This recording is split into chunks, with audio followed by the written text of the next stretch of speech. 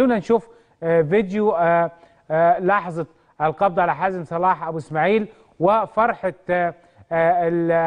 المواطنين بعد القبض عليه.